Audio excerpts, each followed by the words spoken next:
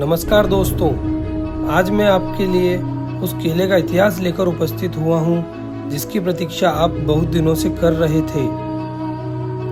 आज हम जानेंगे शेरगढ़ किला बारां के बारे में। यह किला राजस्थान राज्य के बारां जिले के छोटे से शहर शेरगढ़ में बसा है। शेरगढ़ का किला कोषवर्धन पर्वत के शिखर पर निर्मित है। सर्वप्रथम इस पर्वत श्रृंखला के शिखर के नाम पर ही इस किले का नाम कोषवर्धन रखा गया था। शेरगढ़ दुर्ग परवन नदी के किनारे स्थित होने के कारण यह किला जलदुर्ग की श्रेणी में आता है। शेरगढ़ का किला दोहरे परकोटे से सुरक्षित तथा जलावेष्टित यह किला शत्रु के लिए दुर्भेद्य था। किले में 8 बड़े बुर्ज थे जिनमें से अब केवल 5 ही उपलब्ध है। किले के पास ही एक रानी पोखरा नाम का तालाब है। इस दुर्ग में अनेक राजवंशों द्वारा शासन चलाया गया, जिसमें से प्रमुख है नागवंशी क्षत्रिय, डोड परमार, खींची चौहान, मालवा मांडू के सुल्तान, अफगान शासक शेरशाह सूरी, मुगल बादशाह अकबर, कोटा के हाड़ा शासक प्रमुख रहे। एक बार शेरशाह सूरी ने सन 1542 ईस्वी में अपने मालवा अभियान के समय इस किले पर भी अधिकार कर लिया था और कुछ समय पश्चात किले का नाम कोषवर्धन से बदलकर अपने नाम पर शेरगढ़ दुर्ग रख दिया।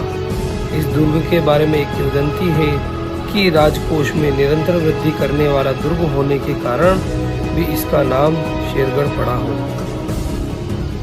यह किला मुगल सम्राट अकबर के शासनकाल से लेकर लगभग सन 1713 ईस्वी तक मुगलों के नियंत्रण में रहा।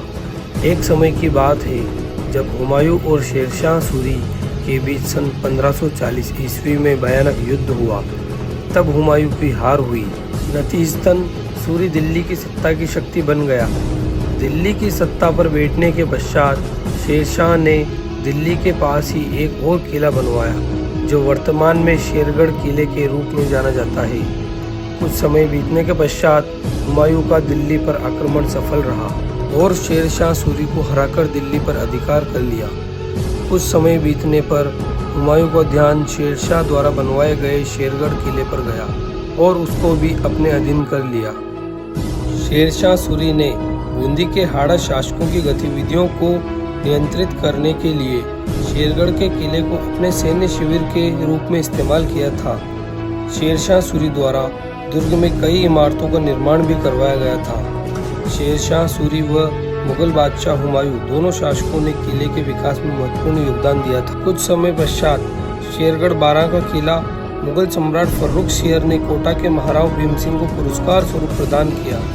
तत्पश्चात झाला जालिम सिंह ने सन 1758 ईस्वी से 1824 ईस्वी के मध्य अपने शासनकाल में रहते हुए शेरगढ़ दुर्ग का जीर्णोद्धार करवाया तथा किले में महल व अन्य भवनों का निर्माण करवाया।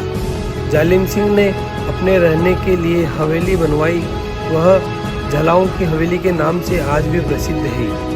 एक बार शेरगढ़ दुर्ग में झाला जालिम सिंह ने टोंक के अमीर खां पिंडारी को आश्रय भी दिया था। सन 1857 की क्रांति के दौरान मुगल बादशाह के राजकुमार हुमायूं के मकबरे में छिपे हुए थे, लेकिन वह अंग्रेज कैप्टन हडसन से बच नहीं सके और उसे रंगून जेल में कैद कर दिया गया।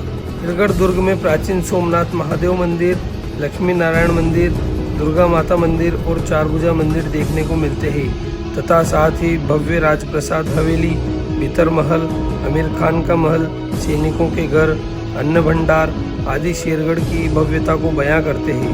शेरगढ़ के इतिहास के बारे में जानकारी 2 मुगल पुस्तकों में मिलती है, पत्रिका ए शेरशाही और तबक ए अकबरी।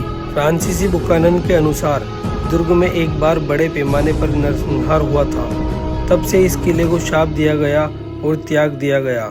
तब से यहाँ कोई शासक नहीं रहा और यह वीरान किले में तब्दील हो गया जो आज खंडहर बनने की कगार पर है। शेरगढ़ का किला आज अपने अस्तित्व में कई बुरे दौर से गुजर रहा है। प्रशासन द्वारा इसके रख रखाव और मरम्मत पर ध्यान न देने के कारण यह अपना अंतिम कालखंड समाप्त होने के कगार पर गिन रहा है। दुर्ग से कुछ ही दूरी पर स्थित सोरसन ग्राम के पास ब्रह्माणी माता का विशाल प्राचीन मंदिर स्थित है। यह विश्व में संभवतः एकमात्र अकेला मंदिर है जहां देवी ब्रह्माणी माता की पीठ की ही पूजा होती है। अग्रभाग की नहीं। यहाँ माघ शुक्ल सप्तमी को गधों का मेला भी लगता है।